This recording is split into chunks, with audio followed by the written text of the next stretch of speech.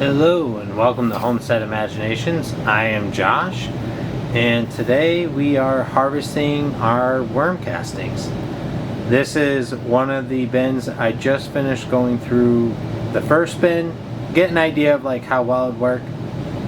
And because I kind of overfed and under mulched or under bedding their bins, it was extremely wet, so it's very, very damp. I'll touch it and show in a second. But the first bin I broke up, and you want to take, if you are restarting a bin or even multiplying your bins, you want to take some of the material that's already in there. So even though it would be good to harvest it and use in your gardens, it's good to leave some in the bins and restart a bin or start a new bin with that material, because you know the worms already like it, you know they're already comfortable with it, so they won't be trying to escape. Because if you create an environment that they are not enjoying, they will try and basically climb out. So here's a big pile. There are a couple hundred worms just in this corner, all piled up. And this is the new bin, and then this is the original bin, so you can see it's a little bit more messy all around it. And then again, this one has another couple hundred worms. I'd find eggs, I'd put the eggs in here, and then this is what I've got. Ooh, the lighting is not the best. Let's try and tip this. There we go. So I've got a big garbage pail here, and I've got a decent harvest here. And because it's so wet, it's not the most ideal way of harvesting your worm casting. So I definitely have some worms. Definitely gonna have eggs regardless, because they're gonna be mixed in with stuff. But if I saw them, I would segregate them out. But I definitely have worms in here, which I would have rather preferred to keep in the bins to make sure that they just are up and running much quicker. So before I start harvesting, I've got these two bins, and so what I'm going to do is I've got some table scraps. I've got some ripe bananas here that had sit out for too long and they weren't good to eat. So those are super soft. Those are whole bananas, not just the banana peels. I'm going to put those in, and then I'm going to put some stuff over into the other bin. I'm going to basically kind of split this up. I've got a little compost container here. So different peels. I've got strawberries, other vegetables. Some of the stuff has a little bit of mold on it, which is okay for the worms. They don't mind. And then once you bury it, it's gonna, either the worms eat the mold or it just goes away on its own. But there you go. So now I've given them some food to start with, and then what you should do is, making a giant mess here. So I've taken a bunch of shredded cardboard, paper, cardboard, just plain paper, and definitely gonna fill this up. I wet this because that's what you're supposed to do. You're supposed to wet it so it stays moist, but because these are already, my problem with harvest for this was due to the fact that it's way too wet. I didn't put enough dry bedding in. I overfed. It caused the worm castings to be very wet and damp, which then causes it to not go as easily. You should be able to let this, when I tipped this over, there was worms all over the top here, all on the sides, and they've all they'll get away from the light. They don't want the light, so you should use a grow light. You could go out in the sun and do this. I've got this on an old nightstand, or not nightstand, a dresser type mirror that we had sitting around that we were probably gonna get rid of. It was just sitting in our garage just waiting for us to decide what we want to do with it. But I decided to use it because it'd be easier to probably clean up after. Plus, if it doesn't clean that well, then I'm just gonna get rid of it anyway. So, but they've all like hidden, but it's super wet, and like it's very kind of just it just like sticks together. So there's a nice little worm right here, but it is very sticky. So it sticks together, and you should be able to, normally if you do this correctly, which I did not for this round. This is my first time doing worms successfully. I've tried some worm bins, and I've been unable to get them to, multiply and be healthy and happy. So this was a success in that regard, but I did, like I said, made some mistakes on the different things. But this should be fairly, it should still be a little damp. It's not like it should be bone dry. That's not good. The worms need that moisture to be happy. Like, that's why you'll find a lot of worms, like if you rake leaves, you'll find them in between the wet leaves and stuff like that. This should be like, you should be able to just like kind of do this, and like you'd be able to brush some of the soil off, but because this is just clumping, you can't really do that. So this is taking me longer than it should if you do this right.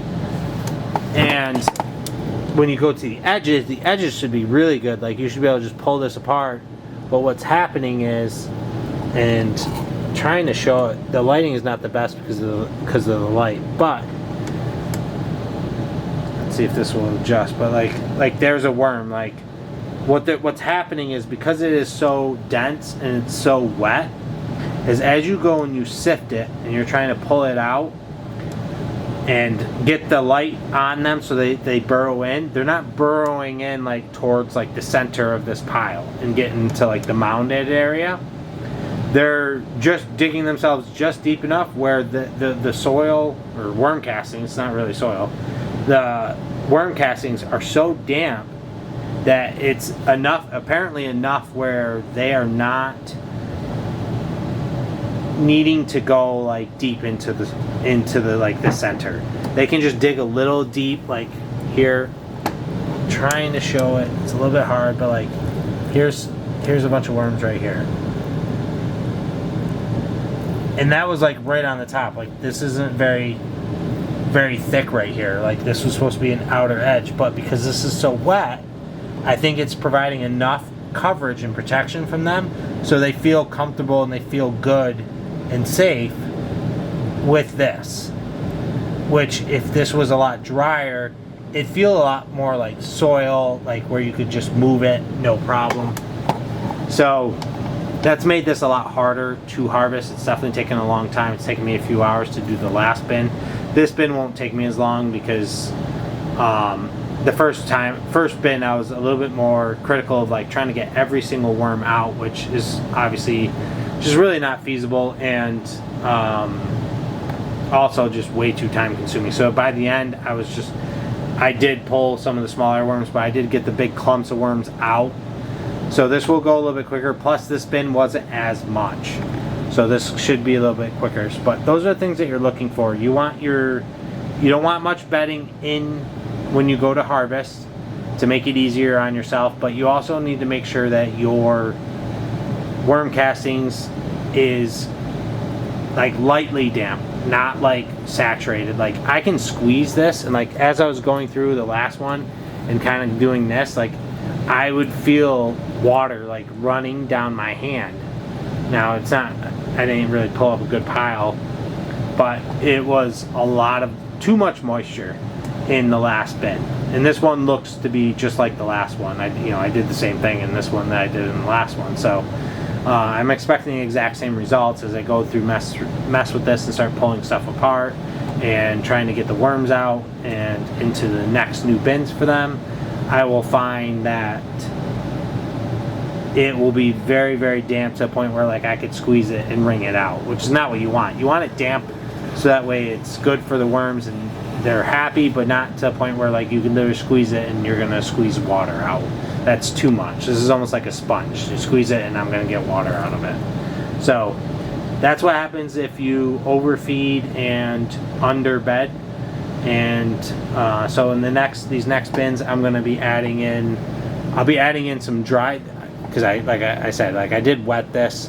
I'm going to be adding in some dry bedding. I'm going to fill this entire thing, not all the way to the top, but like cover the entire bottom here with dry bedding, and on top of here with dry bedding, so it'll absorb some of the moisture and bring the moisture down.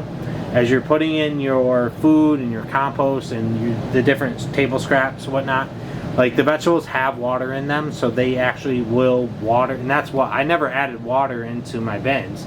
It was just by overfeeding them, there was just too much moisture, too much water in the vegetables, in the table scraps, so it just caused a very wet environment.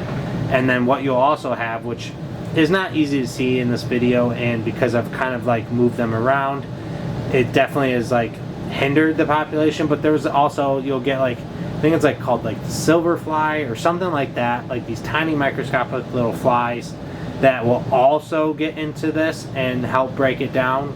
They're not a bad thing as long as you don't mind having the flies. Like this is my basement. They haven't migrated upstairs or anything, and if they leave these bins, there's not an environment for them to thrive in, so they don't do well anyway. So they stay in the bins, but they will fly around in the room. I've seen them flying around in the room.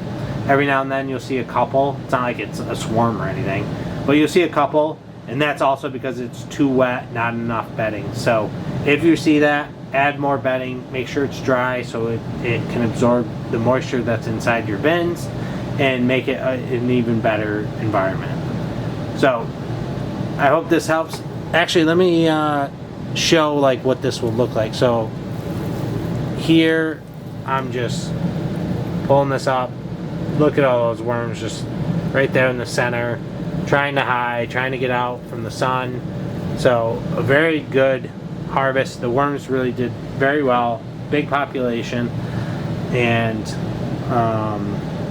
I'm gonna go from 2 bins to 4 bins, and then likely next year I'll go from 4 bins to like 8 bins, and then I think I'll have enough, hopefully have enough bins at that point to collect enough vermicast to sprinkle a little bit in for every plant in my garden each year. But if not, then I'll just keep going. And then I don't think I'll get to a point where I sell this. There's a guy that has helped me tremendously of getting to know this, that's his business, so I have no intentions on encroaching on that. So I'll just get enough bins so I can harvest enough to feed my gardens, and that's it. So I hope this video was helpful. A little long. There's a lot to kind of describe and try and show, because that's the biggest thing, is like showing all the different things that if this is what it looks like when you do things wrong and why you want to do them a certain way. And it's pretty easy to tell if you go in and touch your bedding. If it's super wet and you look at the soil underneath and it's all super wet, even all the way to the bottom, you know you're overfeeding. Let it sit for a while, add some more dry bedding, soak up that moisture, and then you'll be at a good spot, especially as you're getting closer. Like if you want to overdo it throughout the year, it's not a big deal. The worms thrived. They loved it. They multiplied like crazy. I think I started with 100 worms in each bin and easily had like probably 500-600 worms without trying to count them, but it was a lot. So it's an easy thing to do. You just want to, as you're getting closer to your harvest, you will really want to focus on trying to dry the bin out, eliminate the food, and then slowly eliminate the bedding once the bins start to dry up a little bit. At least not from a saturated standpoint. Again, you always want to make sure that they stay damp. You can't have it dry. The worms will then start to suffer. They need that dampness. So, alrighty. I hope this video helps. Thank you for watching. Please subscribe. Help me grow this channel and reach all my goals. I'd greatly appreciate it. Thank you for watching. Like, comment down below. Definitely subscribe. I'll catch you next time. Keep the imagination rolling. Bye-bye.